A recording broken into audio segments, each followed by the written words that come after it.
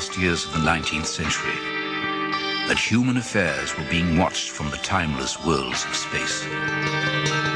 No one could have dreamed we were being scrutinized as someone with a microscope studies creatures that swarm and multiply in a drop of water. Few men even considered the possibility of life on other planets. And yet, across the gulf of space, minds immeasurably superior to ours regarded this Earth with envious eyes. And slowly and surely, they drew their plans against us.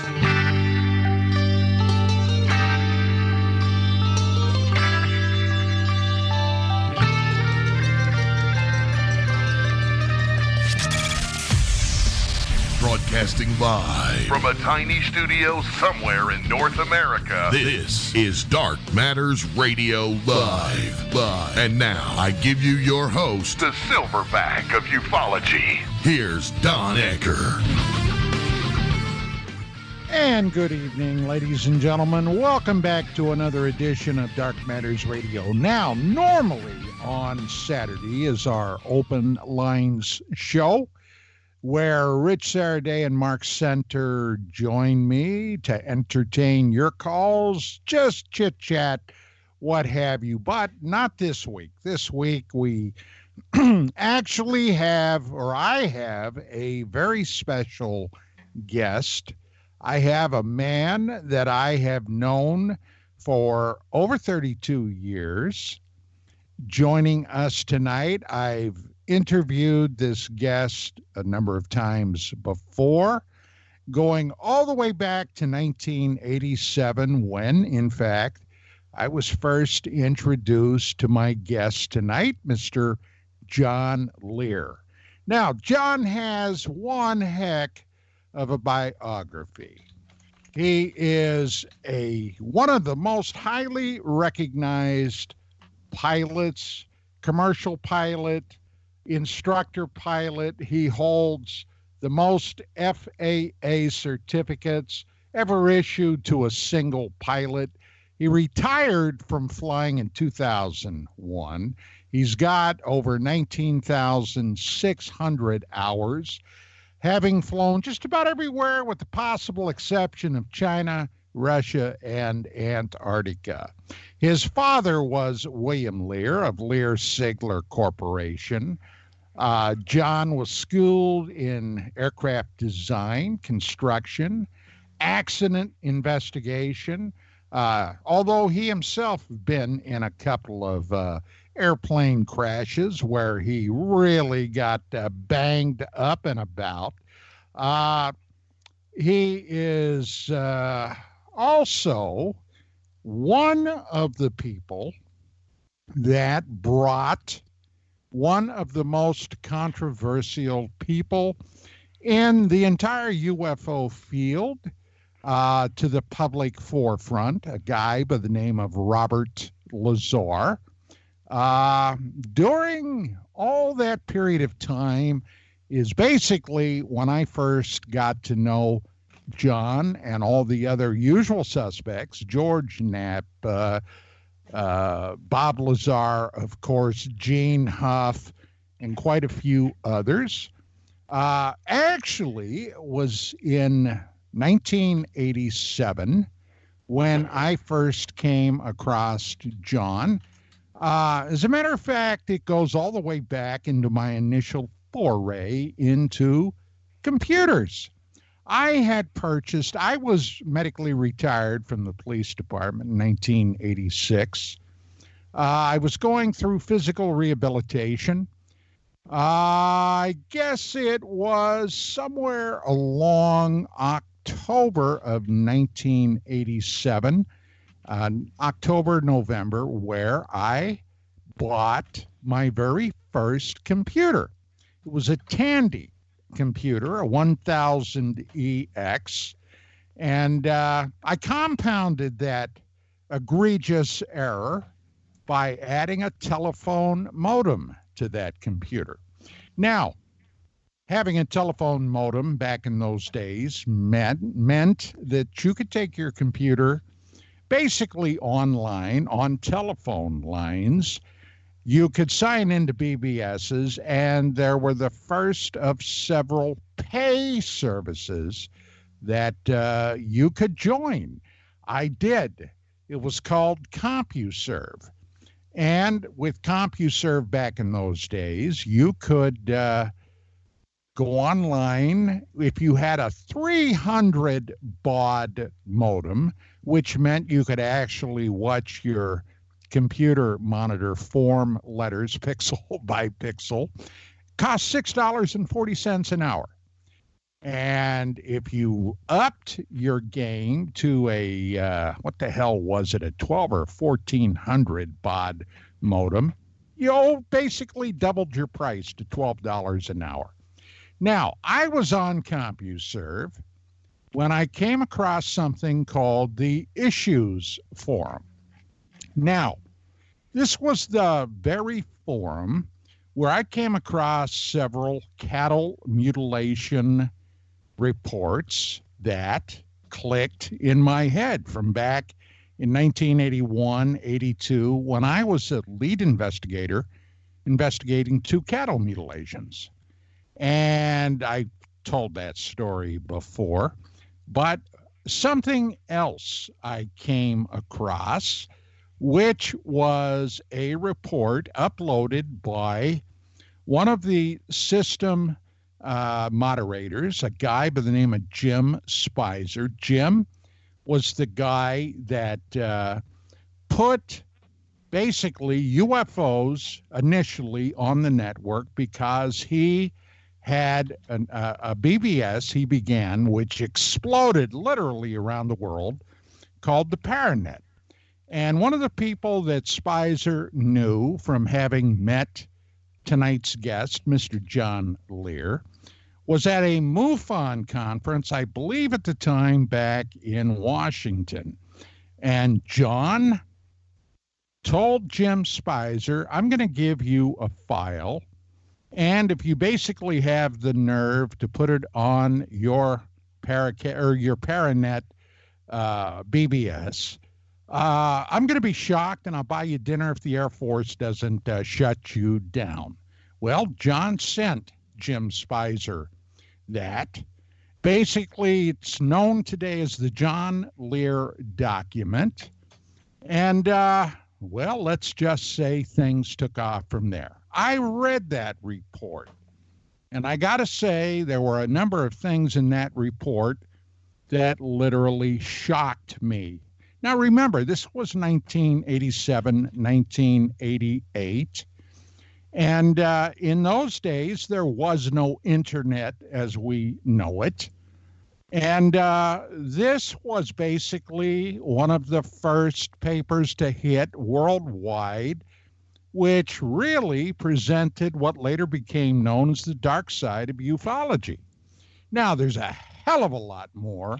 But let me go to my guest, John Lear, Mr. John Lear. John, it's a pleasure to have you back. How in the heck are you doing? Oh, we're doing pretty good, thanks. Did I ring any bells there, buddy, by that small rendition I just did? You got it exactly right. Yeah, you ended up Everything buying you said was Spicer correct. dinner, didn't you? Yeah, I bought him dinner at Caesar's Palace. Oh, God. Well, now, when I read that document, I started doing a little digging around and was able to get John's telephone number. I gave John a call. We ended up speaking for a number of hours, several hours, and this was long distance, all right? This was not like today where you can basically, with your cell phone, you can call practically anywhere in the damned world for a flat fee. I called John up and we talked, and the following week, I don't remember if it was FedEx or UPS or something, but I had one of those delivery guys show up at my door at my townhouse, and he had a package, a huge package, and he handed it to me. And basically, John had basically he had copied a huge sheaf of documents of basically papers that supported his theory, including a and I'll never forget this, a videotape, a VHS videotape with a number of specials on it, including a from a Japanese astronomer filming a disc-shaped object flying across the surface of the moon, which basically was one of the things that put me on over 25 years of lunar research. Do you recall that, John? Yes. Yes, I do. Now, I guess basically because, well, you and I have been down this road before, but hell, there are a lot of new people tuning in tonight. Let me ask you what it was initially, John, that put you onto this crazy path that we've all taken.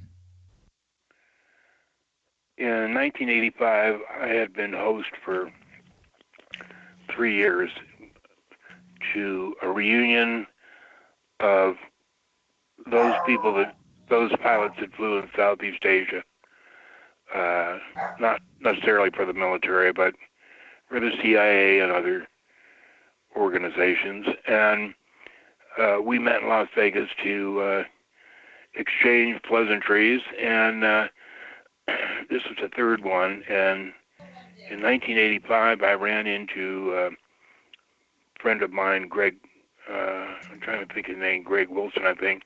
He was an A-10 pilot. And I asked where all he had been, and since Southeast Asia, he said, well, he's flying the A-10s. He was based at Bentwaters. And I said, oh, Bentwaters? That's where the flying saucer supposedly landed in Christmas of 1980. He said, no, John, not supposedly. It did. It was there. Many people saw it. It was filmed by the Air Force. And I said, this is true? I mean, flying saucers exist? And up to that point, I hadn't given it much credibility. As a matter of fact, there's a letter floating around I wrote to John Andrews, who was Senior Vice President of Protesters. And we were interested mostly in SR-71 Blackbird and other aircraft like that. And he mentioned UFOs, and I said, forget it. There's nothing there. Anyway, Greg said, it was there. And I said, this is true? You mean there are flying saucers? He says, oh, yeah. He says, I didn't get to see it because I was confined to quarters, but I know the guys who did. And that was what started it all. It's funny because not very long ago, just couple of weeks ago, I was going through some documents in my office here. Hello? You there, John? Yep. Okay. I heard somebody talking in the background. I thought that was on your end. No, Yes. not on my end. It was on my end. Sorry. Okay.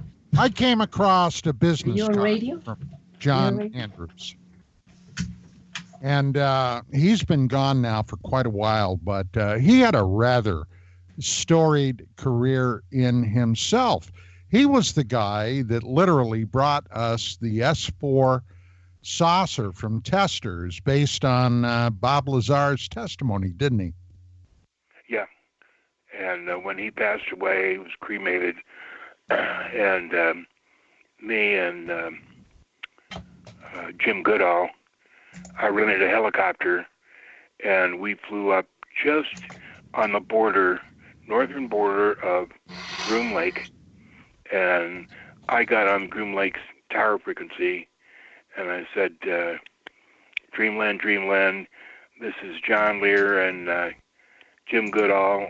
We're dropping the ashes of our good friend John Andrews, and his ashes should be on the runway in about 3 minutes. And of course, there was security airplanes flying around. There was a Beechcraft and several others, just to be sure that we didn't go over the border. But anyway, we dropped his ashes there and then flew back to Las Vegas. And the only other incident I had similar to talking to Dreamland was in 1993. I was flying a DC-8. I think it was either for Coletta or Rosenbaum, and we were flying the mail contract from, I believe, Arkansas to Oakland, and we ended up north of Groom Lake on the route to Oakland, and just as we're about 25 miles north of Groom Lake, and I got onto their frequency, and this was maybe about 8 o'clock at night, and I said, Dreamland, Dreamland, this is John Lear and Bob Lazar wishing you a Merry Christmas. Did they answer? No, they didn't answer, but shortly after that, they got rid of the name Dreamland and changed it to Control. So now whenever you talk to the tower there, you say Control, Control. This is give your aircraft identification.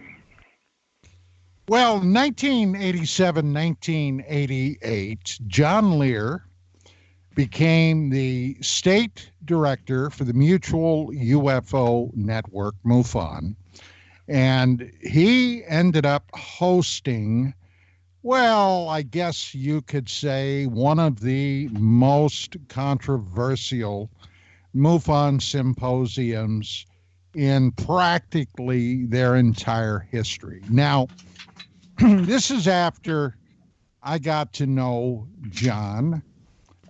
John was aware of some research I was ears deep in at that time, mutilations. Specifically, I was working on mutilation involving human beings. And I received a call one afternoon from John, and he said, Don, he said, I'm hosting the MUFON symposium down here in Las Vegas, and I'd like to invite you to basically come down and speak on Sunday. Now, this was the very same MUFON symposium where Bill Moore, came down on, I forget, John, if it was the Friday night or the Saturday night, where he made his admission of having worked hand in glove with military intelligence, and it included disinforming Paul Benowitz. Now, from your standpoint, and I remember that time vividly, you were under tremendous stress at the time. You want to talk a little bit about that incident? Yeah, as state director, I got to pick the people who would be lecturing, and it was you, I think Bill Cooper, Bill English, and Clifford Stone. I think I might be wrong. There's 4 of us. And MUFON came unglued. They said, no, absolutely not. We cannot have speakers like that. We'll pick our own. And that's when they picked Bill Moore.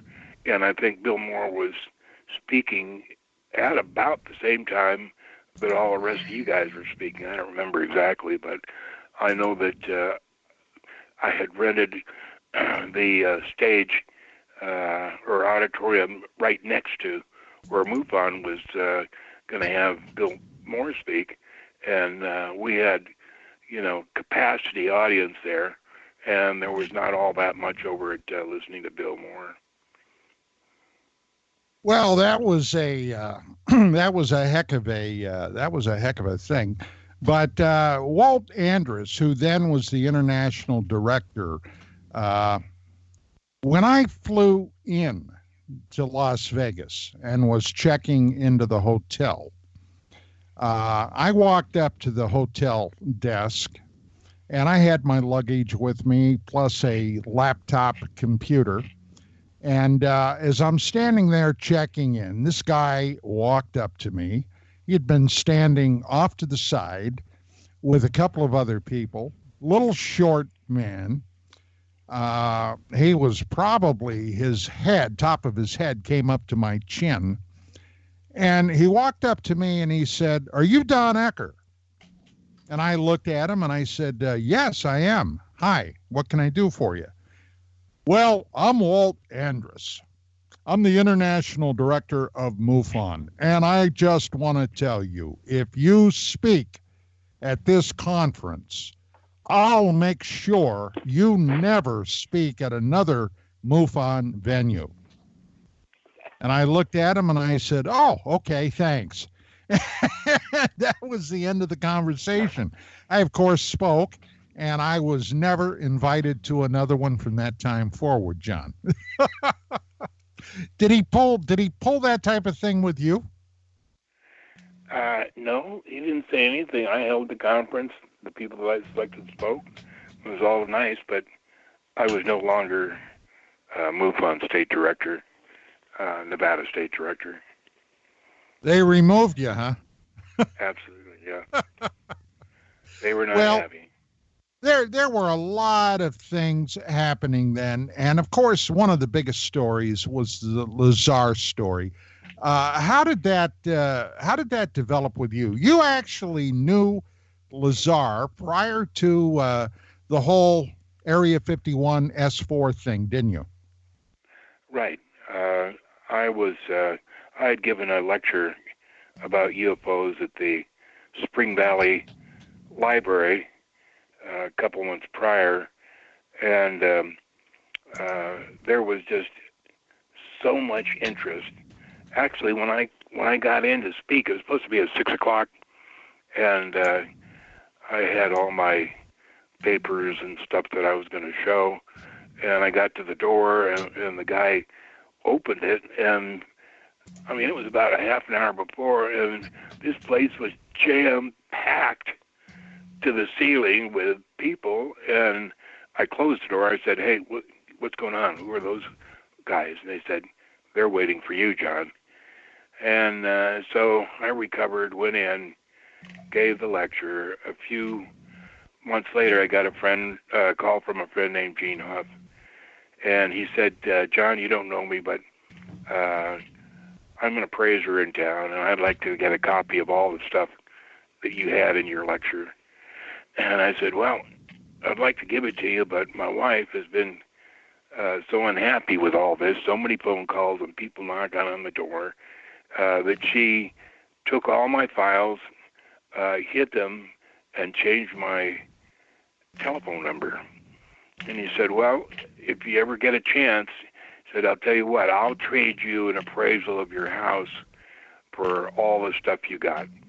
And I said, "Okay." Well, I was looking for a second mortgage on my house, and I needed an appraisal, so I told my wife about it, and I got all my files back, made the copy, sent it to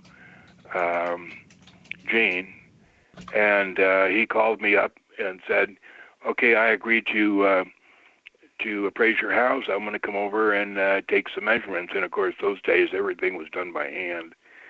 And he came over, and he brought with him a guy named Bob Lazar, and he introduced him as a former scientist with Los Alamos National Laboratories.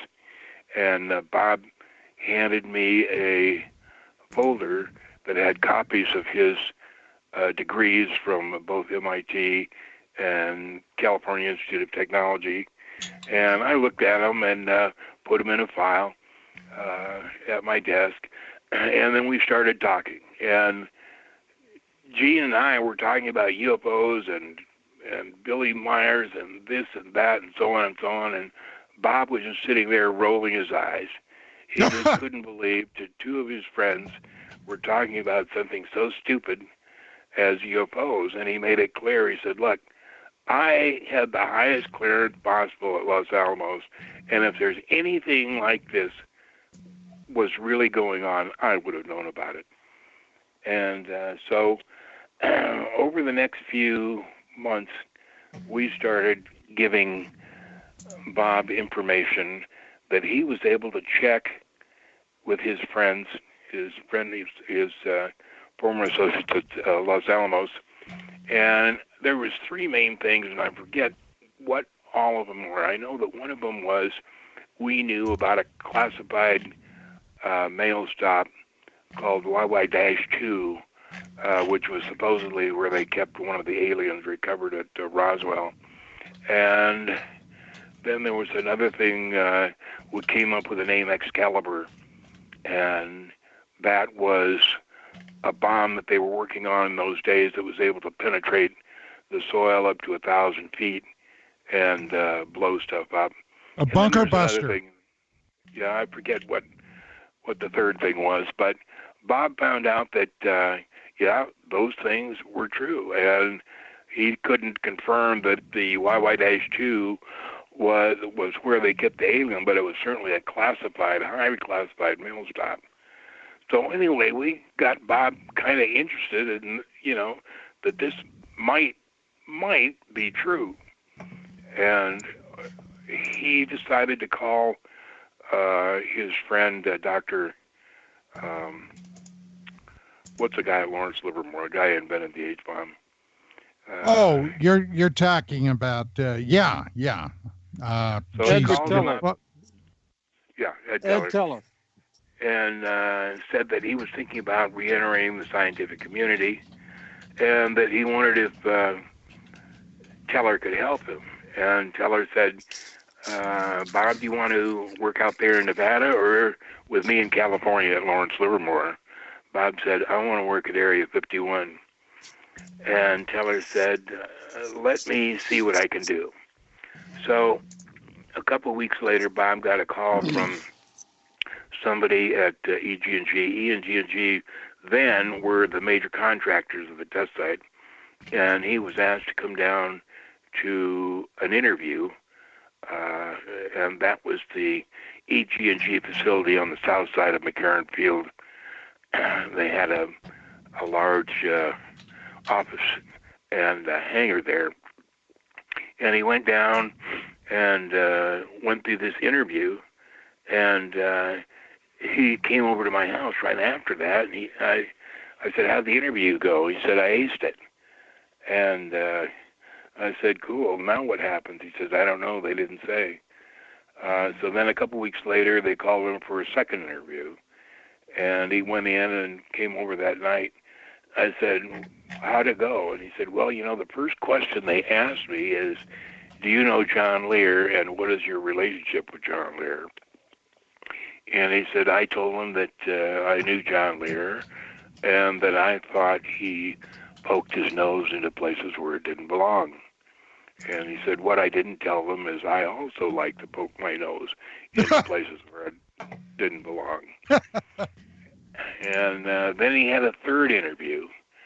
And I didn't hear anything from him until December 6th. And this would have been in 1988 when he came over. And he was always over there in the evening while I was busy at my desk working, writing checks and stuff like that. And he said, I saw a disc today. And I said, what? He said, I saw a disc today. I said, theirs or ours? He said, theirs. I said, you went to Groom Lake? He said, yeah. And I said, well, then what in the heck are you doing here? Because I said, you know that they followed you. They know that you're telling me this stuff. Why didn't you work there for a couple of months, find out what's going on, and then tell me? And he said, no, John. He said, in the last 4 or 5 months, I've seen you take so much crap over this UFO stuff that I want to tell you it's real. I saw it. I touched it. And there's no doubt that it's extraterrestrial. And then I said, well, what can you tell me? He said, I've been told that I can answer any of your questions, that I just can't advance information on my own. I can answer questions, but I can't give you any information unless you ask for it. So anyway, that went on for about 2 hours, and it was really an amazing evening. I'll never forget it. And from then on, Bob went up to work there, and he'd come over every time he got back and tell me what he saw and what he did, and basically that's the Lazar story and how it went on. Well, let me ask you, John, because this is something that at the time, as you will remember, I was the director of research for UFO magazine. This was something that I had been just wrapped up in from the get-go as soon as the word first broke. George Knapp's specials that he did, where he originally introduced a guy in blackout, electronic blackout, he called Dennis, until finally Lazar went public. Now, this was, at the time, if you weren't there today, it really will not probably resonate. But this was one of the most exciting, explosive stories to hit the airwaves since probably the assassination of Jack Kennedy. Las Vegas suddenly became a worldwide mecca with people literally coming in from all over the world because of what had been disclosed about this area called Area 51. Television programs from all over the world came in and filmed specials. Hell, I was one of the featured speakers, myself and my wife, when Nevada renamed that highway, what is it, 371, I believe, 371, John, to the ET highway? 375, I think. 375. But, this was huge beyond huge. Now, you're right. You got, because I was there, I saw it, you got a heck of a lot of crap over this from people literally all over the world. You got basically bounced from the Paranet by Spicer because initially one of the people that peripherally was involved in this story was Bill Cooper, William Cooper. Now, that is another story in its entirety. And I guess we probably should take a look at that for a little bit, if you don't mind. How did you first encounter Cooper? He read my stuff on Paranet, and I offered, I asked him to come up and visit in Las Vegas, and he came up, and we talked for a couple days. One thing I found out was he could drink more scotch than anybody ever knew, and he told me about being in the Navy and seeing the saucer when he was on a ship, and it came out of the water, did a couple of flip-flops, and then went back in the water. And he said he was the guy at Pearl Harbor that was responsible for getting out the projector and showing the classified film to the incoming Navy brass that was coming into the Pacific Theater at that time. And later, he claimed he was a much bigger deal. He said he was head of intelligence or something. He was not. He was the guy that brought out the projector and showed the stuff. And later, he told me he got a copy of everything when he left Honolulu, went back to the States, and subsequently lost everything in a fire. But anyway, we should mention that a book came out last summer called Pale Horse Rider, written by Mark Jacobson. Mark came to Las Vegas a couple of years ago and spent 4 or 5 days here in my den talking about Bill. and he wrote this book, Pale Horse Rider, that's an excellent book of absolutely the whole Bill Cooper story. And yeah, he interviewed me. He interviewed me, and yeah, as a matter of fact, I interviewed Mark Jacobson on this show after the book came out, and I had a chance to read it. Now, look, initially, I think Cooper, and hey, I've got my own history with Bill Cooper, as you well know. And I got to say, if there was anybody in this life that I ended up despising more than Bill Cooper, I couldn't tell you who it was. The guy was toxic. I don't think he was initially, but I think he became infected with that UFO bug where he wanted to be. And for a while, he was a genuine UFO celebrity. But I did several exposés on him. But, for example, at the MUFON Symposium in '88, which you hosted, he gave a talk that I, of course, heard, made some wild and truly outlandish claims about the moon, about Mars, and so forth. What was your initial take on that? I just listened and took note of the fact, put it in the file, and I wasn't.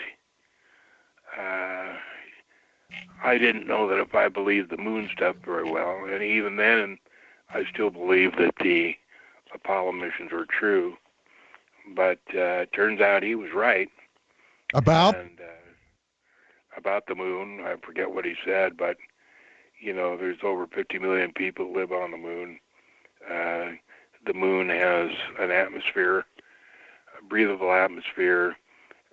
The gravity is 69.71% out of that of Earth's, not 1/6 as NASA complains, and that explains why both the Israeli and the India landers crashed, because they had been built with fuel to negotiate 1/6 the gravity. 50 million people on the moon, John? Where in the hell did they come from? That's where they live. The moon was fabricated in Jupiter about, I think it's 38 million years ago. Then it was towed and placed into orbit around the Earth. And that's where these people live. They're both technologically and sociologically more advanced than we are, way more advanced than we are. And they've come down for the last 50 or 60 years and picked up various people, scientists, teachers. Well, wait a minute. I can recall you saying on numerous occasions that you believed that the Apollo missions never once made it to the moon. They couldn't traverse the Van Allen radiation belt. Absolutely correct. And which just opens up a whole pot of questions in my mind. Number one, how, for example, I have a buddy, I have a friend who was the administrative assistant to the NASA director that flew the Clementine mission in the mid-90s. All right. Clementine, which was a highly secret Department of Defense satellite, went up there, totally rephotographed the moon from top to bottom, from side to side, found the 6 landing sites of the Apollo missions with the remains of the lander still on the surface. There were laser detectors that had been deposited there, and a number of other things that we used all the damn time. Now, how did they get there if we never got to the moon? They didn't. All of that is pure bullshit. There's not a shred of truth that there is remains of the landers and the radar reflectors. You know, if you send a laser beam from the Earth to the moon, it ends up being 3 mile wide. When it sends back, when it reflects back, it's 6 miles wide. So this little teeny bullshit reflector that the astronauts supposedly put on is not going to reflect anything. Laser can be reflected by anything, mountains, rocks, anything on the surface of the moon. So that laser story is just pure BS. What's your proof? My proof of what? Your proof that we never got there. Well, if you go to my Facebook page, I just posted the 25 best questions, the best reasons of why the Apollo missions could not have gotten there. And my computer's down now. I'd pull them up right now, but you can find it on my Facebook page. And I just might say, for the last 2.5 years, I've been posting stories on my Facebook page of all the secrets that I know. And I put details, pictures, and information where I got them from. Prometheus Studios just came up and they interviewed me for a day. They're going to make a special on their series, Unexplained, about a secret subway that goes from the Luxor Hotel, 100 feet underground, the Luxor Hotel, to the new secret test site called Sandia. It's on the Paiute Mesa, and they started to build that in 1987. And they started using it about 1992, 1993. And, of course, their main problem was, how do we get the 4,000 people that we need to run this secret base up to the test site in the morning and back in the evening without anybody knowing about it? Now, Special Projects on McCarran, on the northwest part of McCarran, has the hangar and airplanes. They have 5 Boeing 737s, a number of Beechcrafts, some King Airs, and they're responsible for taking certain personnel up to Groom Lake, Tonopah Test Range, Coyote Wells, and several other places up at the test site every day. And you can see the parking lot there, about 2,000 cars there, parked there every day. So the Special Projects, this wasn't an option for the secret test site because nobody was supposed to even know that it existed. And if they got some more 737s out of Hill Air Force Base, which is where the 5 came from, Bale airplanes, and if they got some more, then somebody would want to know where are all these people going? What's going on? So they decided, at the cost of about $2.5 billion, to build this underground maglev high-speed subway. And there's a terminal 100 feet underground under the Luxor, one under the Bellagio, and last summer they just finished one under the Aria.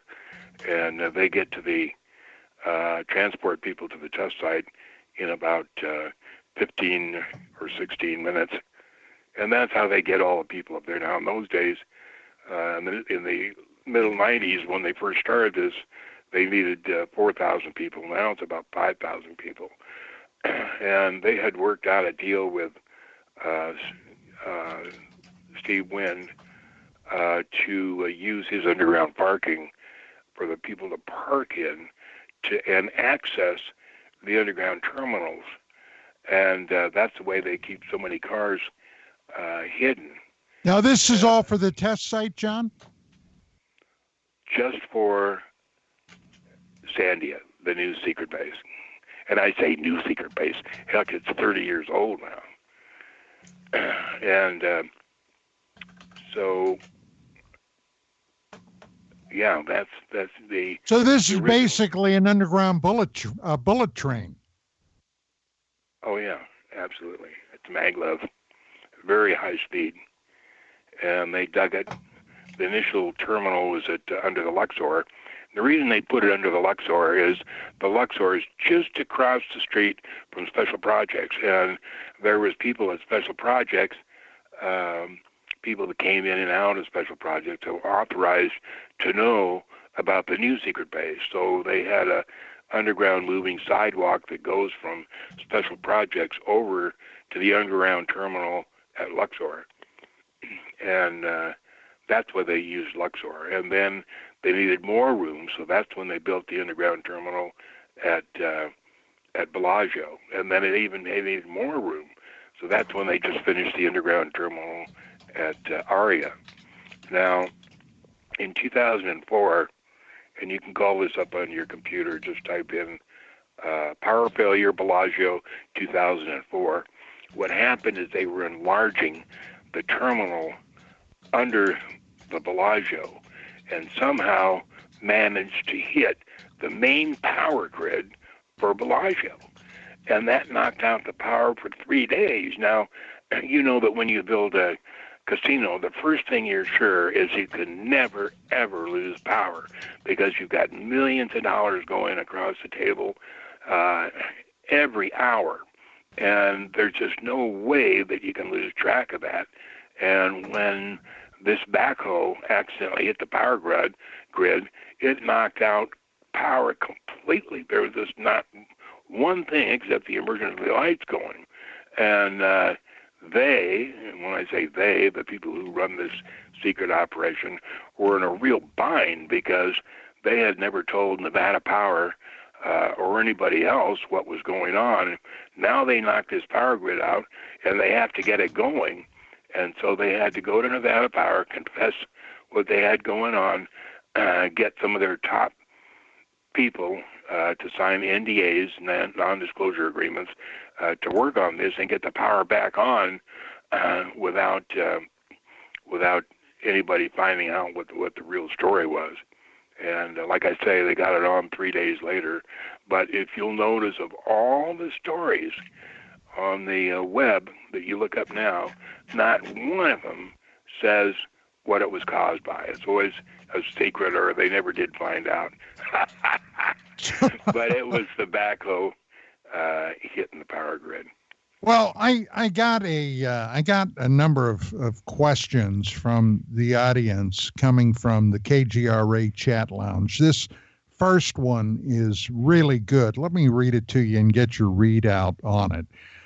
This is from one of our chat lounge users, Libertas.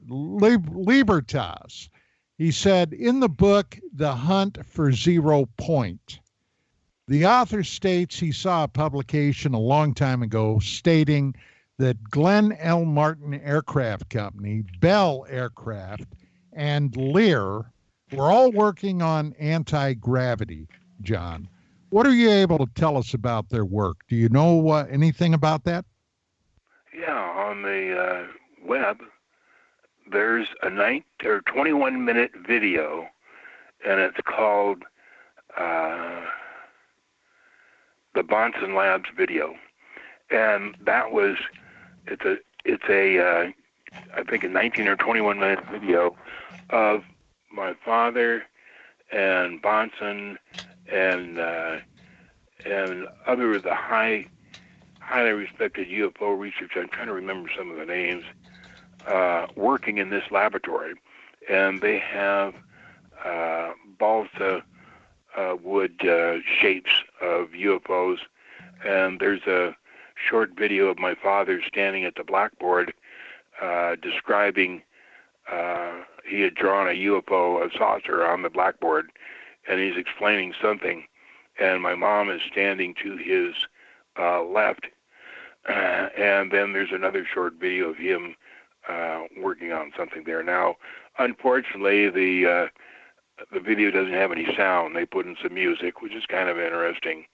But it has a picture of this laboratory, and I think it was taken in the Bonson Labs, and I believe that particular laboratory was in South Carolina at the time. All right. There was a second part to his question, and this is a name, a blast from the past, Otis Carr. John, what can you tell us about Otis T. Carr? Do you think he successfully constructed a functional flying saucer? No, he had that fake flying saucer. Everybody's seen pictures of it. They're floating around the web. And it was a good try, but it never flew.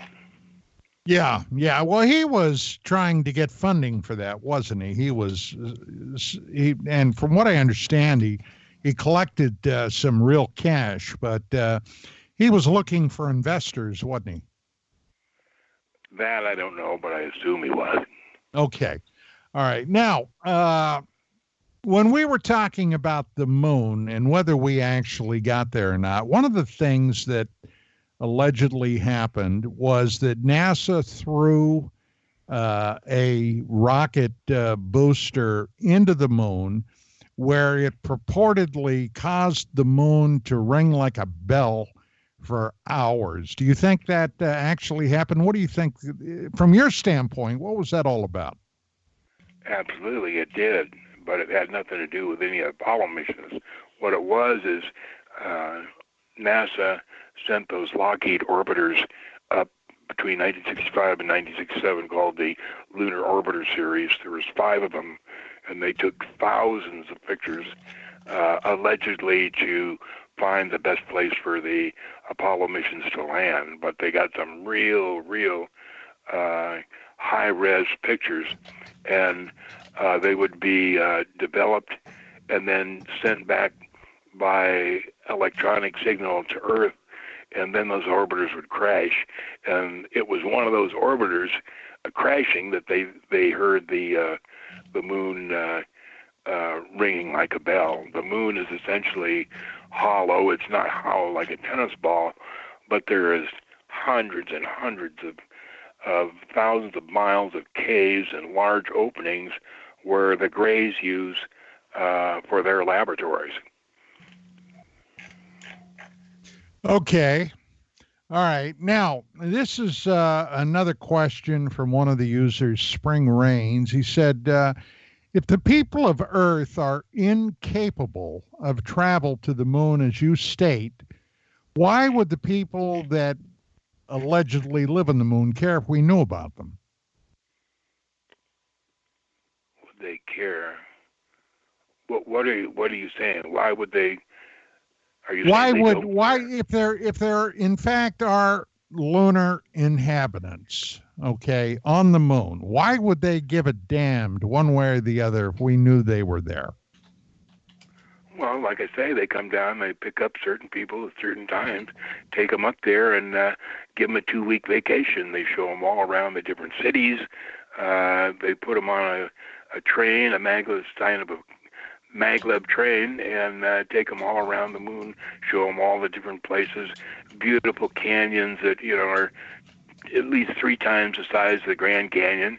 They show them all around. Now, Howard Menger was one of the invitees in 1956, and he wrote a book called From Outer Space, and published by Ballantine in 1959, or copyright 1959. You can still get it at Amazon. And I just released a couple pages on my Facebook page, 2 pages, page 148 and 149, where he talks about the tour of the moon they got. And this is where I originally got the information that the lunar sky was a saffron yellow and not black, as NASA would have you believe. And Howard passed away a couple of years ago, but before he passed away, we got to be friends, or we communicated back and forth, and I sent him a color swatch with 6 different shades of saffron yellow and asked him to mark which one was the closest to the lunar sky. And he put an X on the one that was closest, and that swatch is on the livingmoon.com that Ron Schmidt and I ran for many years. Ron passed away a short time ago, and that swatch is on there where he picked the color of the lunar sky. Has Facebook ever flagged any of your posts, John, as being untruthful? I don't think so. You mean, I've never known of any. Well, you know how they've been accused, especially with political postings, of censoring them. That was a question from Spring Rains. If Facebook had ever flagged any of your posts as not being true.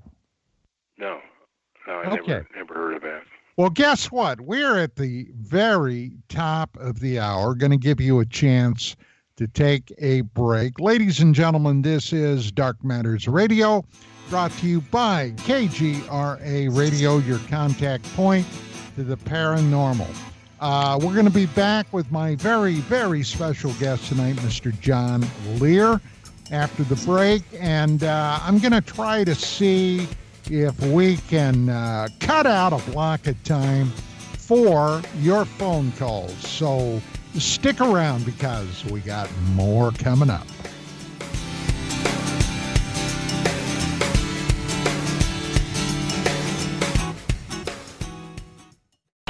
Okay, nurse, let's get this man to the ER stat. Right away, doctor. We see this every day. Heart attack or angina pain due to blocked and clogged arteries. Chelation can remove obstructions or blockages from arteries and help avoid painful and expensive surgery. Now there's Angioprim. It's a liquid oral chelation product that you take with juice. You start to feel the results fast. Angioprim increases blood flow all over the body, and that means more energy and strength to take on the day with less aches and pains. 60 years of research has gone into chelation, and Angioprim is the result. A safe and easy way to unblock your veins and arteries from buildup that slow circulation. Paging Dr. Jones. Please report to the emergency room right away. Log on now to angioprim.com. That's ANGIOPRIM.com. Or to speak with a trained consultant. Give Angioprim a call at 954-882-7221. That's 954-882-7221. Folks,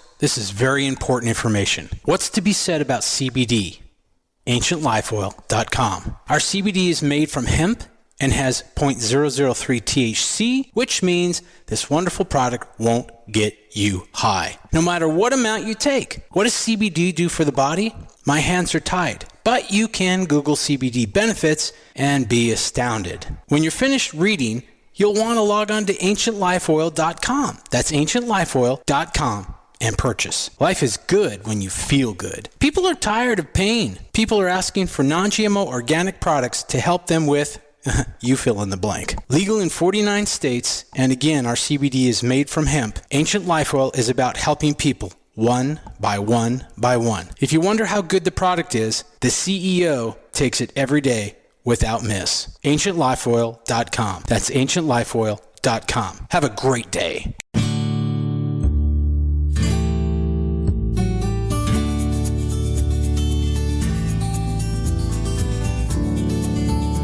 For the thousands of wounded warriors returning from battle, Wounded Warrior Project has developed the Warriors to Work program, a career counseling service that helps wounded warriors translate their military experience to a civilian job. These extraordinary men and women bring more than just teamwork and inspiration to the workplace. They bring proven world-class job skills. And to ensure proper placement, Wounded Warrior Project works with employers to find just the right job fit. Talented, skilled, and eager to get back to work, you have the opportunity to hire a seasoned veteran. Contact Wounded Warrior Project at findwwp.org. Welcome home the brave.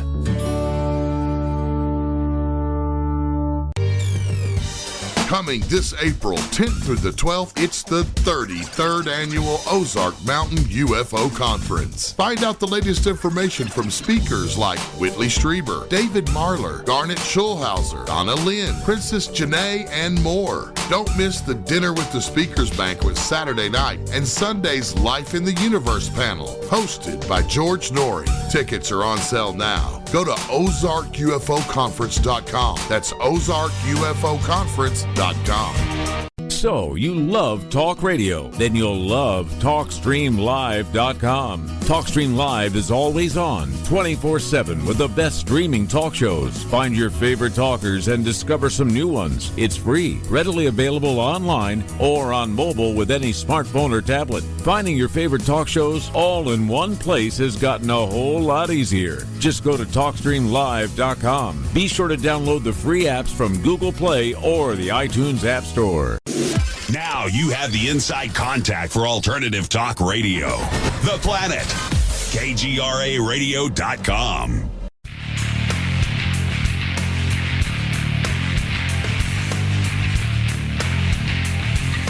And we are back for hour number 2 with my very special guest tonight, Mr. John Lear.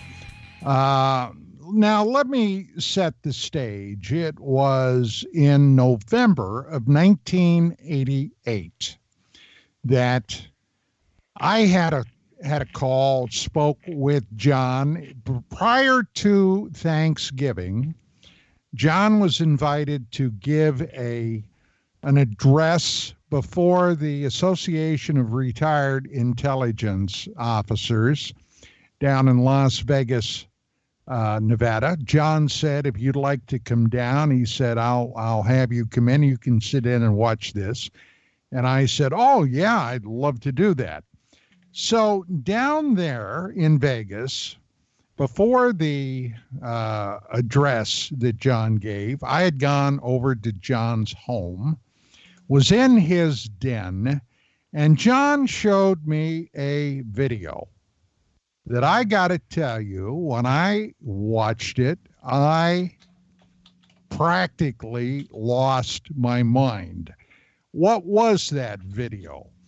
Well, it was the first time I had even been aware of it. It was of the president's motorcade in Dallas, Texas, President John F. Kennedy. And it was actually part of the Zapruder film, and it shows President Kennedy being struck by the bullets that ultimately killed him. Now, there's more to this. Actually, there's one hell of a backstory to this video. What was this video? Well, as I've stated, it was the Zapruder film, but this particular video was a fourth or possibly even a fifth generation video where all the Zapruder film originally was in color. All the color had been washed out of this in post-production.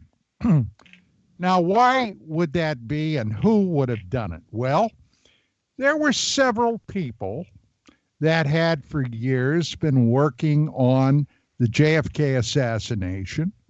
One of them was a guy by the name of Lars Hansen. And Hansen, as the story goes, and I know this personally from all parties involved, had come across the fact that John Lear had been giving some UFO lectures in the vicinity of Las Vegas. He came across a flyer. Now, what was Hansen up to? Hansen had been looking for financial backing to do more research into the JFK assassination. He got in touch with John Lear and ultimately gave John a copy of this video, which was the very video that I watched in John's den. And this was also the video that John played during this lecture or this address he was giving to the former retired intelligence officers in Las Vegas. Now, John asked a very, well, at the time, I was, once again, I was blown away. He asked the audience that had they have been on duty with their various intelligence agencies during that time period, and they had been instructed by their superiors within whatever intelligence agency that was to assist in the assassination of President Kennedy, would any of them followed through with this? And as I sat in there, I caught 4 people that raised their hands that stated basically that had they have been ordered to, they would have assisted in the assassination of President Kennedy. John, do you recall that? Like it was yesterday. Yeah. Now, how did that whole thing come about originally? Because, look, ladies and gentlemen, this theory that, and I guess I hadn't been completely clear. The theory was that the driver of the president's limousine was actually the person that fired the fatal headshot into JFK. Now, this is where the Keller being washed out of this video and it being a 4th or 5th generation video from the Zapruder film, for just a brief instant, it looks like the driver is holding a .45 caliber pistol. And this is at the almost exact moment when President Kennedy is struck in the head by that assassin's bullet. Now, later, this video took on a life of its own. For about 3 or 4 years from that time forward, from about 88 through about 92 or so, this was all the rage, and the acrimony that stemmed from this video is truly legendary. And who was it that was carrying the torch for all this? Was Bill Cooper. John, can you fill in a little of this background? Well, that's exactly how it went. I gave a copy to Bill Cooper, and he ran with it. I was more interested in other things, so I didn't participate on it, but Bill carried the torch. You're not any longer, you don't think there was anything to the driver firing the fatal bullet, do you? No, I don't think so. Well, this was one of the things I believe that Mark Jacobson really wanted to focus on in Pale Horse Rider. Cooper, of course, to his dying day, I believe that he believed, at least publicly, that this is what happened. Do you think he was actually aware that it was crap and he was just trying to ride that to financial security? Don't know. Well, what about your speculation?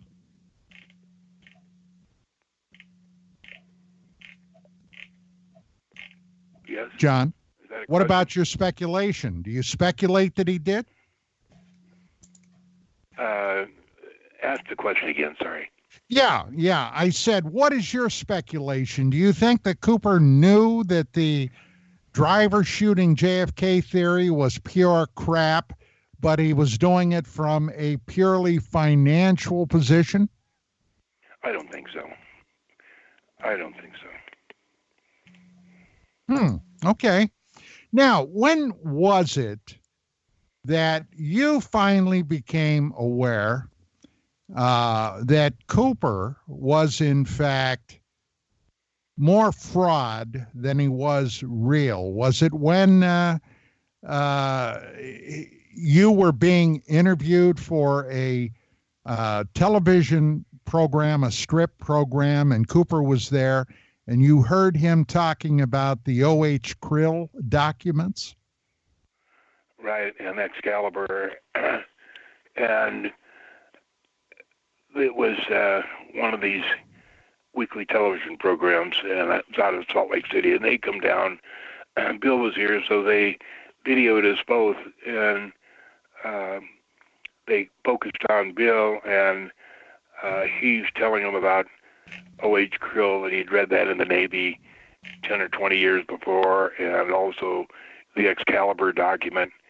And I took him into my den after they finished the video, and I said, "What the hell are you talking about?" I said, "Bob Lazar wrote that Excalibur paper 6 weeks ago, and O.H. Krill was written by me and John Grace about a year ago." He said, no, I saw them in the Navy. I said, "That's absolutely impossible, Bill." And that's the beginning of the break. And things were pretty acrimonious for many years. And then later I got a call from Bill, and I can't remember the date, maybe 98, 99, something like that. He either wrote or called. I think he wrote and said that, or maybe it was an email, and said that he apologized for the stuff that he had said, that he knew that we were both working for the same, both working to get the truth out, and he apologized. And then I never heard from him after that. What was your reaction when you heard he was killed in that shootout with police in Edgar, Arizona, John? That it happened just exactly as they said. It wasn't, I don't think he was assassinated or anything like that. I think it was just an accident where Bill had been drinking and he went a little bit too far. Could you see that coming in the past? Because he would, hey, look, the guy's been gone almost 20 years, and I really don't want to take a leak on his grave, but he basically asked for that. I think he was looking for suicide by cop. I really believe that, John. That's possible, very possible. Okay, well, you know what? If you have no objections, I'm going to open up the phone lines. Would you be up to take some phone calls? Absolutely. Okay, look, ladies and gentlemen, this is your opportunity to speak to Mr. John Lear. If you'd like to call in with a question, a remark, a comment, whatever, for John or for myself, this is what you do. Give us a call at area code 855-472-5483. That's 855-472-5483 or 85 KGRA Live. We'll take your call, and all of this is courtesy of the Paranormal Radio app hotline. 855-472-5483. John, what have you been up to in the last several years? I know that physically you're not bouncing around like you used to. Do you have any projects that you've been working on? No, most of my time I spend on researching the moon and getting the best pictures I can. The pictures that are available to the public, the best ones are the Lunar Orbiter series, and a lot of them have been airbrushed. But when that happened, when they took those pictures, the NASA had no idea or didn't realize how much could be resolved from those pictures, and they didn't spend as much time airbrushing as they should have, and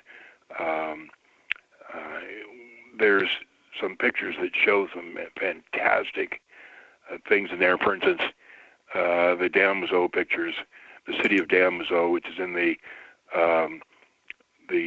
as we look at the moon in the southwest part of it, a huge city. I think it has about 2.5 million people there, and it's just as clear as a bell. I mean, there's streets and lights and everything that that show up very clearly.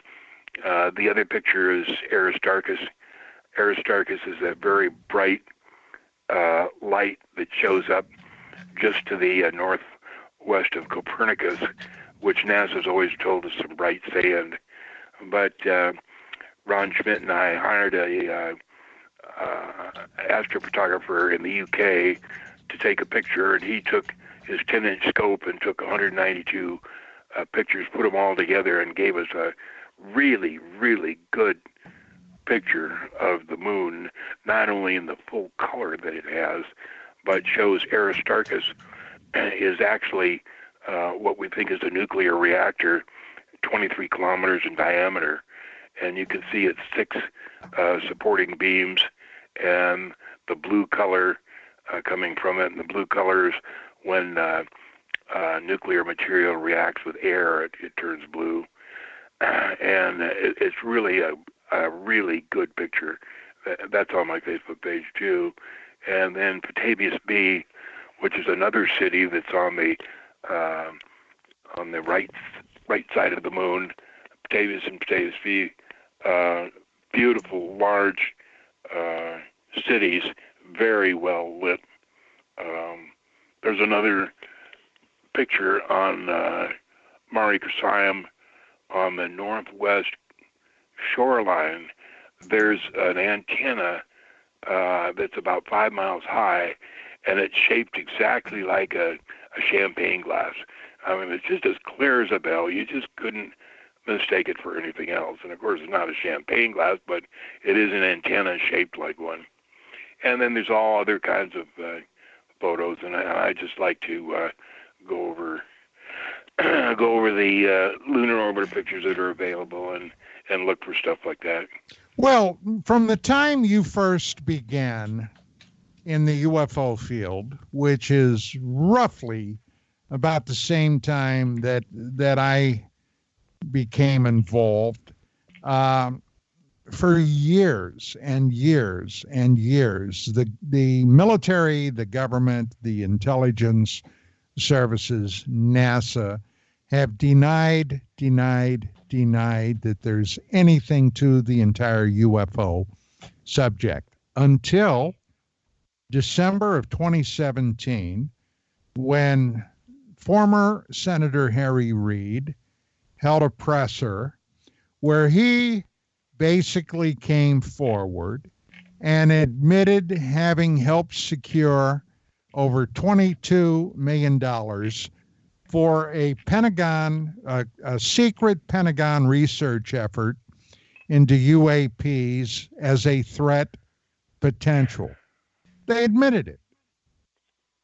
Reid admitted it. And today we know that the U.S. Navy has even basically told their pilots that if they see anything, if they encounter anything, whatever, they are to be debriefed about that. Now, it seems like a complete 180-degree turnaround, John, into this whole UFO thing. What is your attitude about that? My attitude is Harry Reid spent 30 years in the Senate, and he always got a free lunch. And when he retired from the Senate, he didn't have a free lunch anymore, so he had to figure out a way to get it.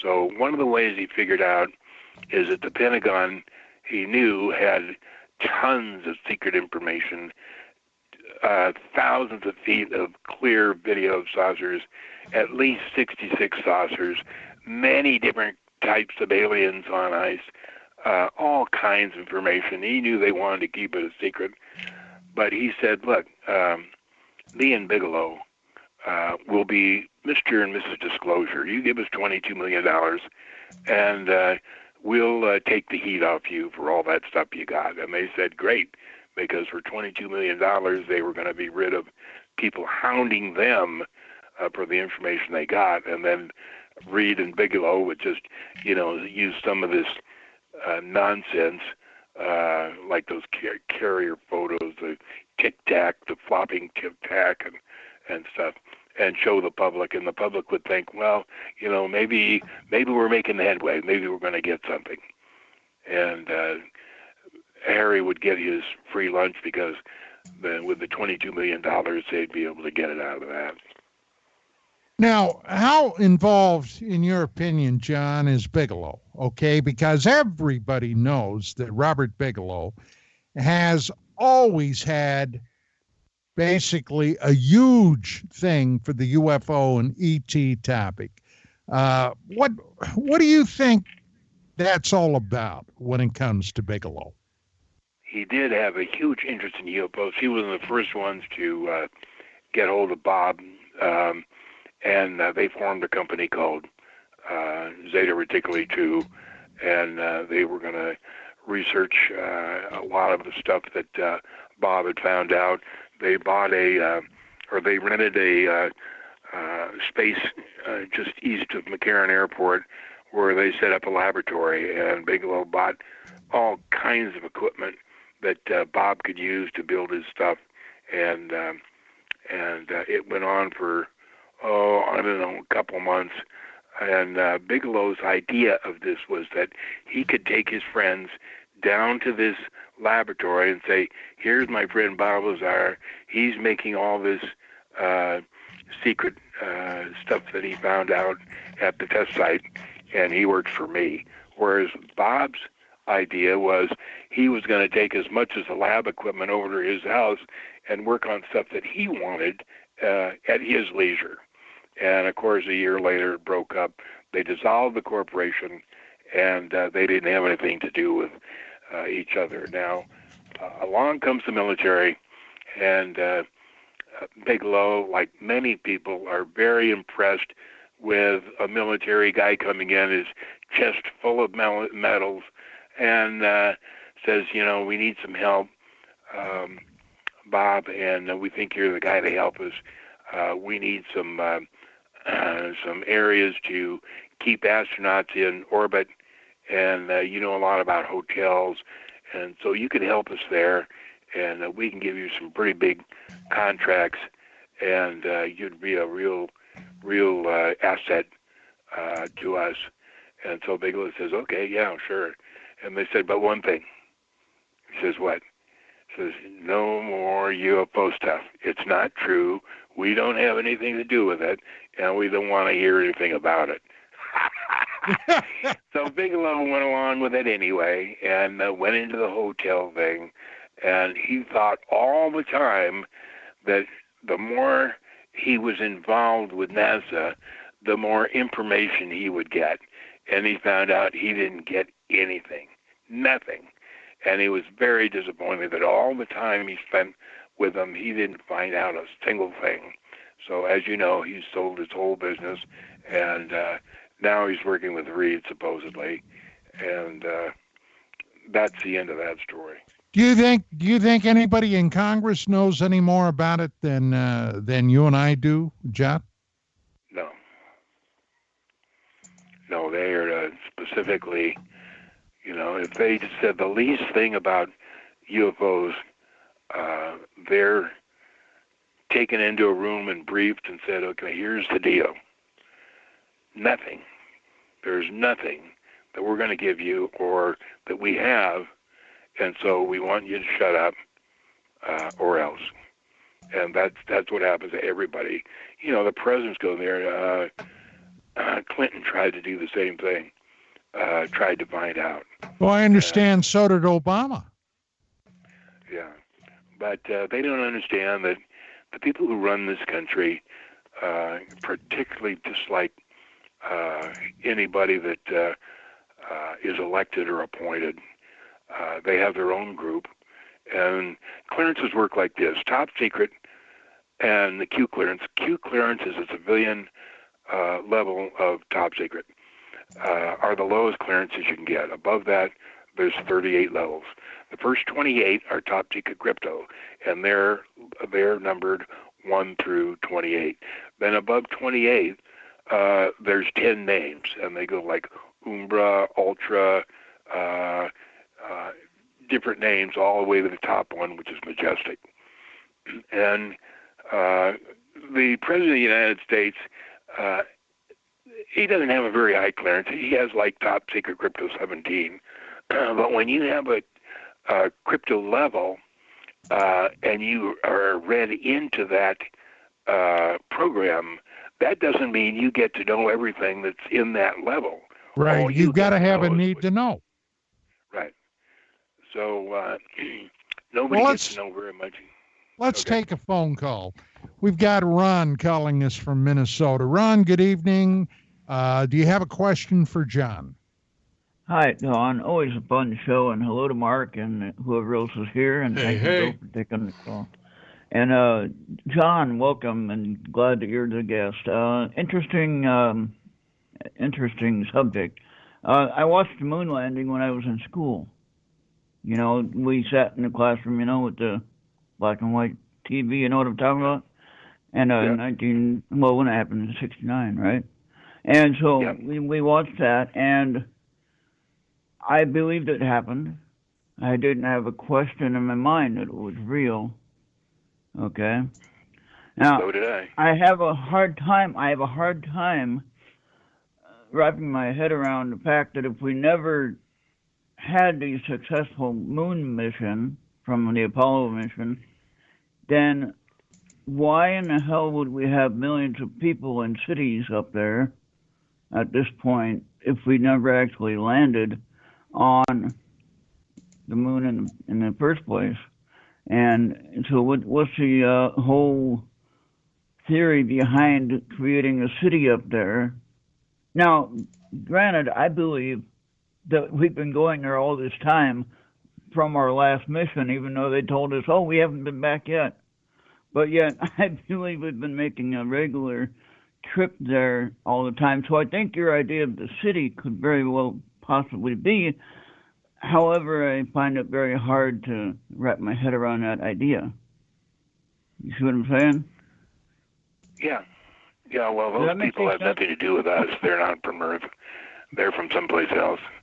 Oh, okay. And they have absolutely nothing to do with us. Now, NASA tells us there's 9 planets in our solar system.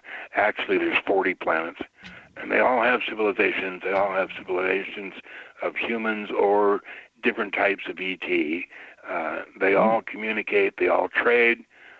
There's all kinds of trade agreements going on. There's all kinds of traffic between those planets in our solar system.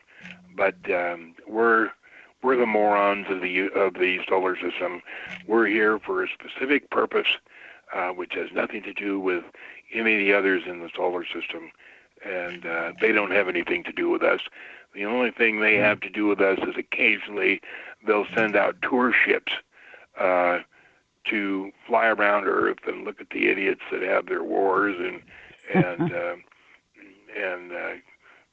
stuff like that. And that's the only thing they have to do. I gotta ask, John. Right. For God's sake, I gotta ask. All right, where did this information come from? What exactly would prove that you've seen the proof to make a statement like that of 40 planets in the solar system with inhabitants? That's some wild stuff, man. Where are the other planets? You're not going to find it. You're not going to find it on the web, and you're not going to find it in Encyclopedia Britannica. Well, granted, but where in the hell did you find it? I found it. Yeah, you found it where? Around. Okay, you can't make a statement like that and not back it up.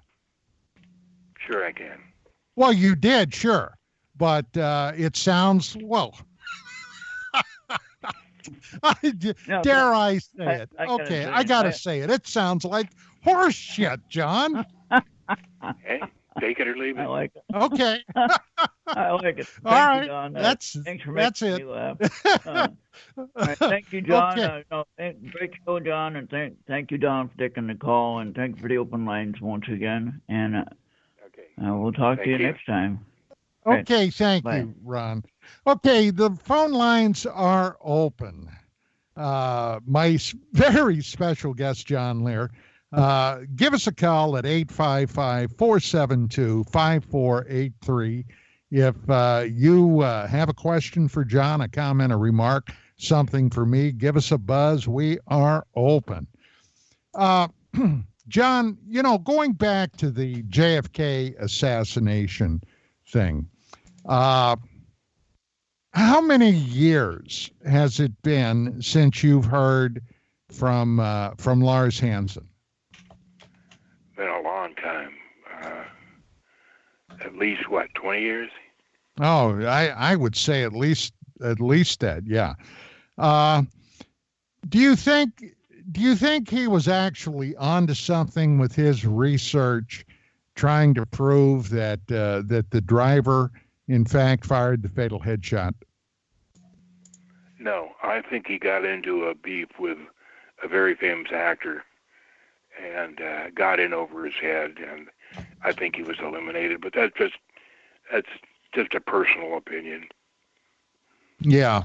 Well, there were a lot of people that had a lot of different theories about that, not the least which were the Cuban community down in Florida, the freedom fighters that had attempted to invade Castro's Cuba in '62, which led to the missile crisis. That was a very scary time. Yeah. I remember because I was in school then, and my old man, my father, was in the reserves at that point, and they were all expecting to be called up to be sent down there. Now, let me come forward a little bit. Just the other day, the President of the United States, POTUS, declared a national emergency with this coronavirus situation that is currently apparently grasping the entire world. What's your take on this? That would take a long time. It's a long story. Give me the cliff notes. The cliff notes. Essentially, the government made COVID-19, and it's supposed to eliminate a lot of people from the planet. That's why, beginning in the 60s, they started building these massive underground cities and freeways, and that's where they're going to go to protect themselves. Now, whether any of that is true, I don't know, but that's my take on it. Well, up to this point, it would appear that only the elderly, especially with respiratory compromised systems, appear to be in the crosshairs. I mean, at this point, it doesn't appear that a lot of much younger people have been that adversely affected, at least lethally. And the other thing is, by all accounts at this point, now, of course, you never know. Quite frankly, John, I don't believe a damn thing I hear, see, or read until it's been basically driven into my head with a spike. But at this point, it appears that this came out of China, out of Wuhan. There's a bioweapons or a biological lab there. There's been a lot of crap about that, but it appears to be of Chinese origin. You don't think that that's the case? No, I think it came out of the Meditos thing. Okay, and if it did, what is your speculation on why? Well, I just told you, like the HIV was developed by the U.S. Navy. The surgeon who developed it was a guy named R.M. Donner.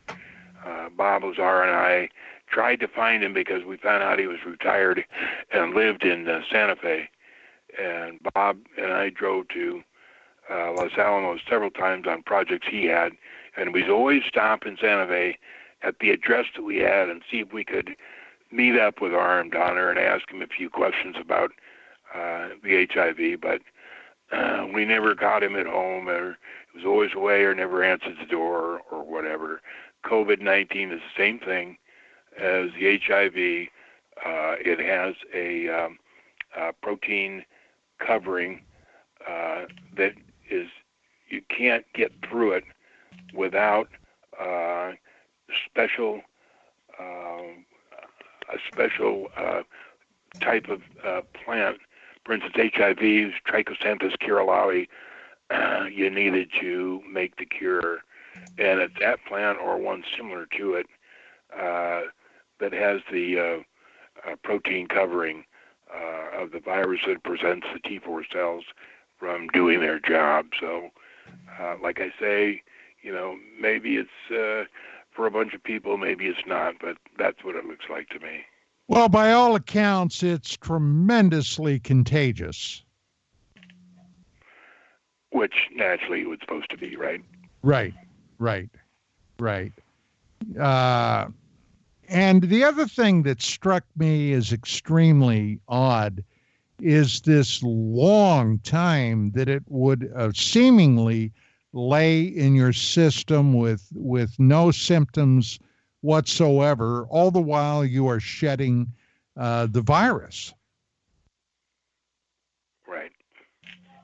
Now that would seem to me to be the type of thing that a biowarfare laboratory would want, to have many infected before the virus does its thing with them, right? Right. Yeah, some very, very strange things. All right. Well, ladies and gentlemen, the phone lines are open. We've got roughly 15, 20 minutes yet. 85 KGRA Live is the number. My guest, Mr. John Lear. John, you recently moved, haven't you? Are you still in Vegas? Yeah, I've been here for 34 years. Actually, I've been in this house for 34 years. I've been in Vegas longer. But I sold the house. It's too big for me now, and I'm moving to, haven't found a place yet, but I'm just looking for a small 2 or 3 bedroom house where I can move all my junk into, and that should be within the next 2 or 3 weeks. Cool. That's cool. It's the weather over there has always been problematical for me. I mean, my God, in the summertime it's like an oven, and in the wintertime it gets pretty coolish, but that's still a happening city. How has this epidemic affected the tourist travel over there? It's amazing. It's cut off a lot. I just had the paper in front of me this morning that says everything is being affected, and it's going to be a major problem here. And it won't take real long, will it?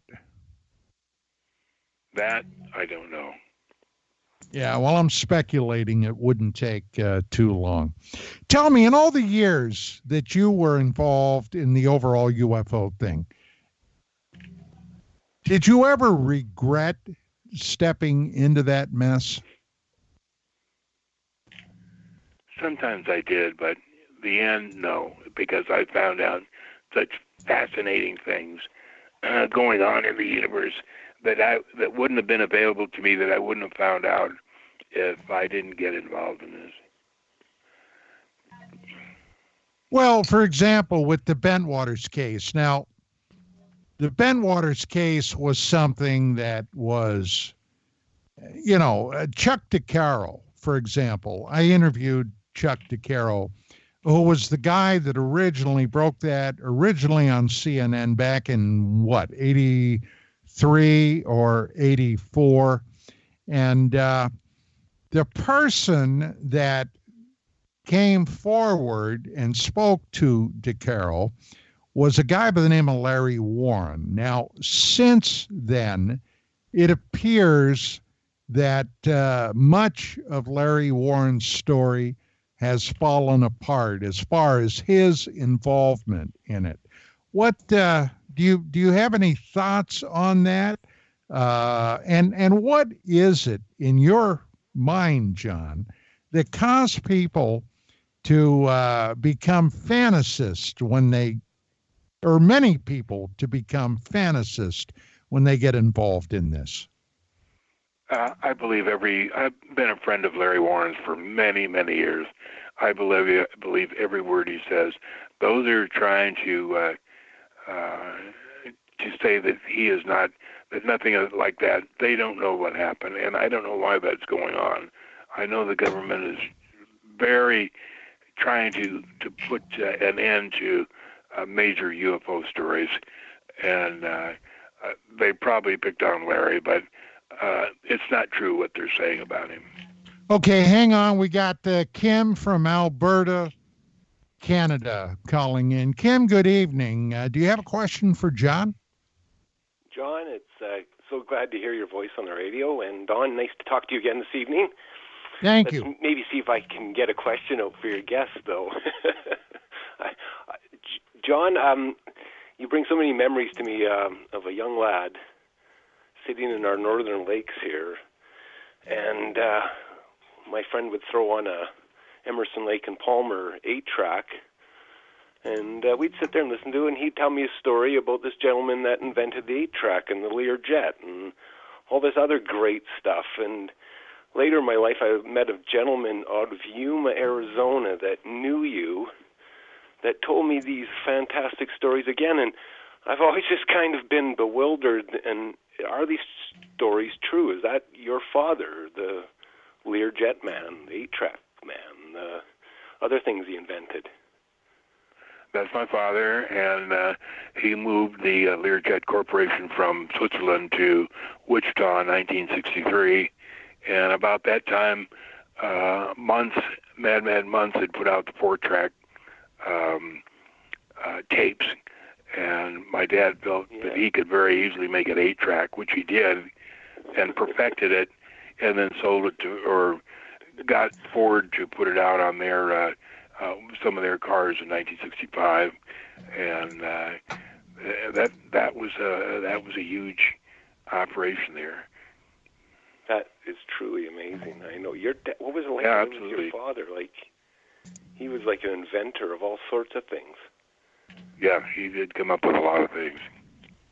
Now, back in the 70s, we had this story, and I don't know where this came from, and we didn't have internet. We were just young guys that talked about a lot of crazy stuff back in the day, and saw some crazy stuff, actually. But one of them was that your dad had contact with aliens and had some kind of connection or something, and that was maybe just because, I mean, the jet itself was keeping up with fighter jets at the time, and it was like off the scale for when it came out. Is that not true? I don't think it's true. I never heard anything like that. My dad was heavily involved in UFO research, and he had a contract, actually Lear Incorporated. It was called Lear Incorporated until he sold his stock in 1961. It became Lear Siegler. But when he was running it, he was a major contractor for many different things for the Air Force. And in 1951, 52, they gave him a contract for anti-gravity, and his company worked on it. And in 1953, he was on a sales trip to Bolivia, and he was met at the airport where a bunch of reporters, and they just wanted to know about UFOs and what he knew about UFOs, and he told them, and he said that he thought they, came from space and gave him a lot of information. Well, this didn't set too well with the Pentagon because of the contract he had for anti-gravity, so they actually took his clearance away. But Lear Incorporated still worked on the anti-gravity, which I think at least the anti-gravity that they had was perfected in 1956, and we've had saucers ever since then. There's many different types of anti-gravity, so that was one of the early ones. But that doesn't surprise me. He never got his clearance back, and when they took away his clearance, they probably told him something like, if we ever hear another word about UFOs out of you, we're not only going to kill you, we're going to kill Moya, we're going to kill your kids, we're going to kill your grandparents, your mother, your father, your parakeet, your dog, and everyone else. So just shut up. Yes. And he never said much. He never commented on UFOs.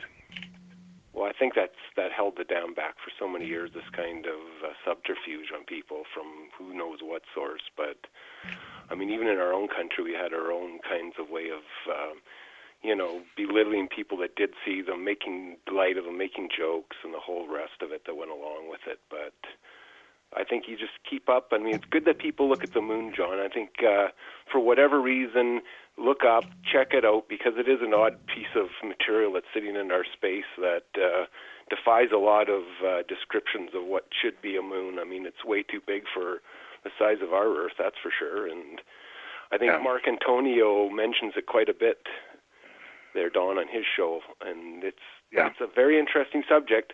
And I'll get off now because I know you're running out of time. And thank you, Don. Awesome show. Thank you, John. Awesome. Okay, thank you, Kim. Have a great weekend. And we still have roughly 6 or 7 minutes. If you'd like to call in and speak to my guest, Mr. John Lear, 855-472-5483 or 85 KGRA Live. John, right now, there is a television series that was on the History Channel, put out by the To the Stars Academy, fronted by Tom DeLonge, a number of high-profile people from Lockheed, from the federal government, from the Central Intelligence Agency's scientific aspect. What do you think that was all about? Did you watch that when it was on? What was the name of it?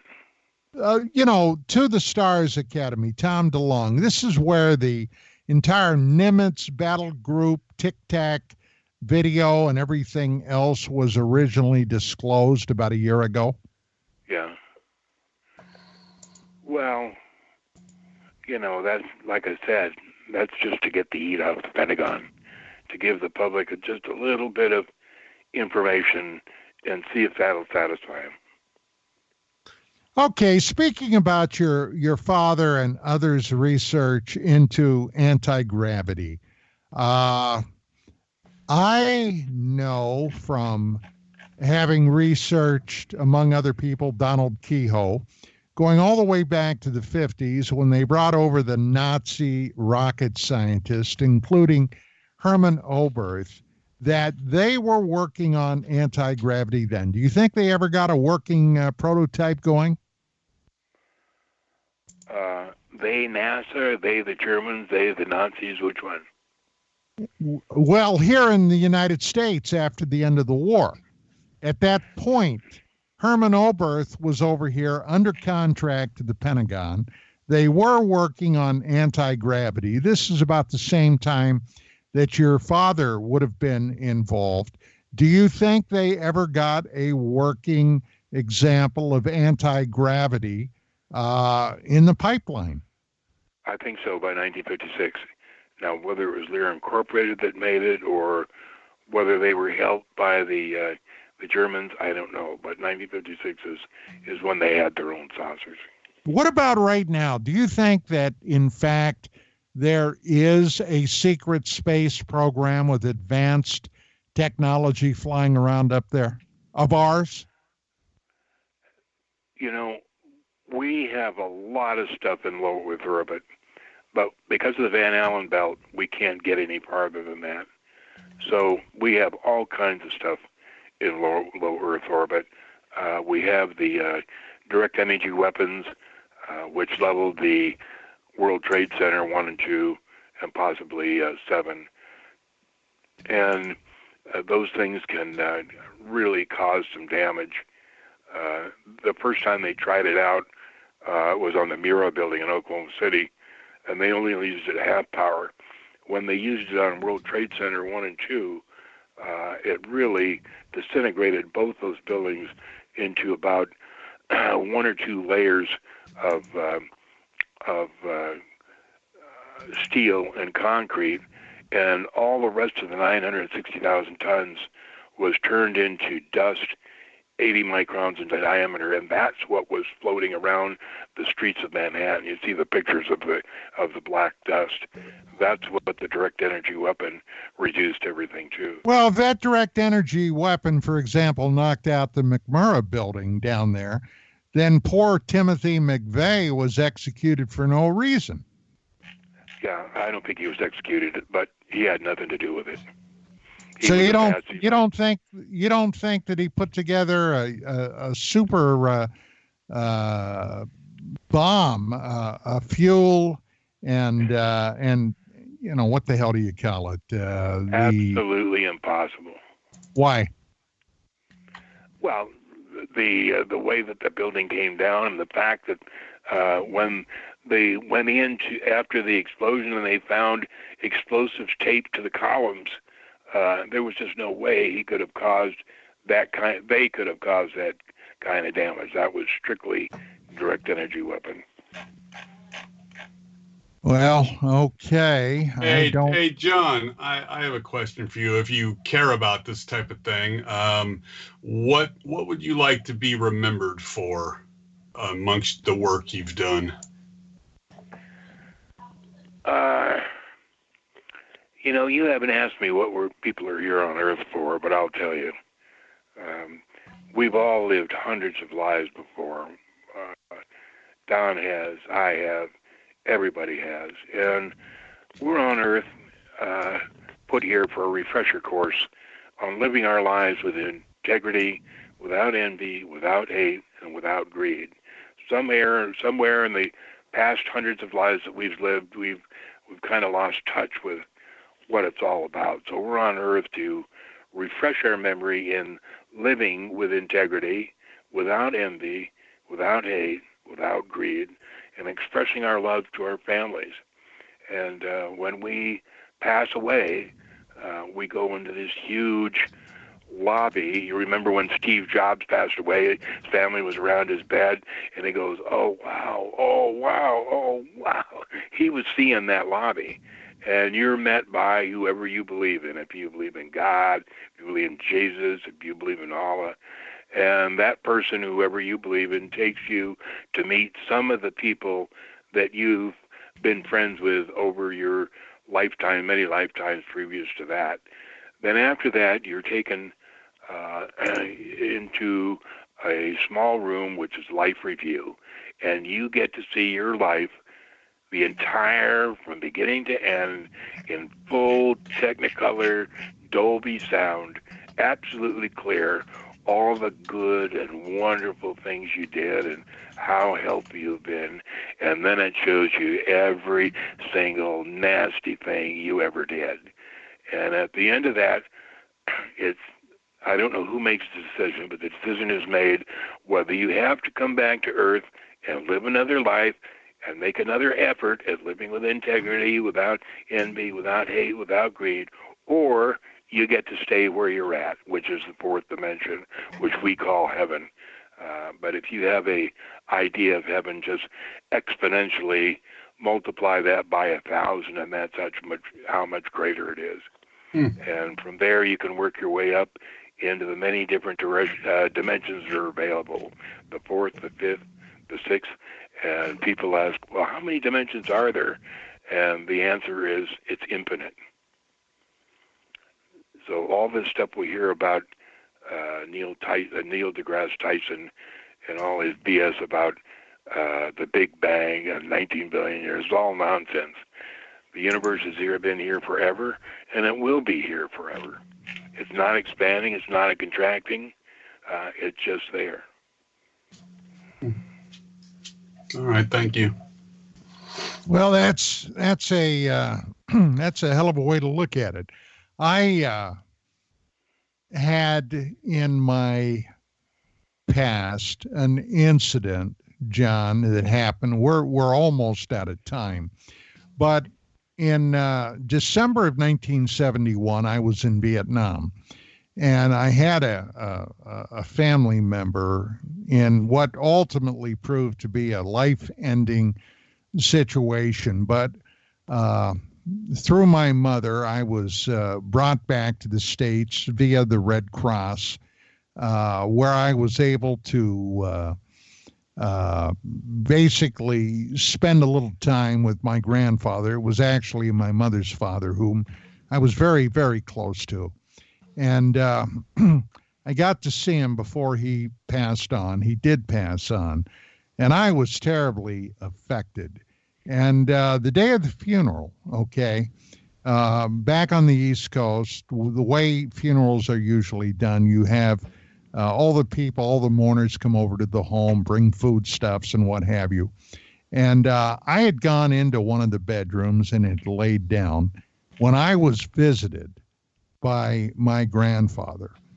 And that's something that I've never, ever forgotten. So when you say there's life beyond this physical body, there's absolutely no doubt in my mind. John, we are out of time. This has truly been a distinct pleasure. Thank you so much for joining me this evening. And, best wishes at you, my friend. Like I said, we've known each other a very long time. And I wish you the very best. Ladies and gentlemen, that is it for tonight. We will be back again next week. In the meantime, keep your eyes pointed up, your ear to the ground, just to get an idea of what's happening, and we'll see you then. Good night.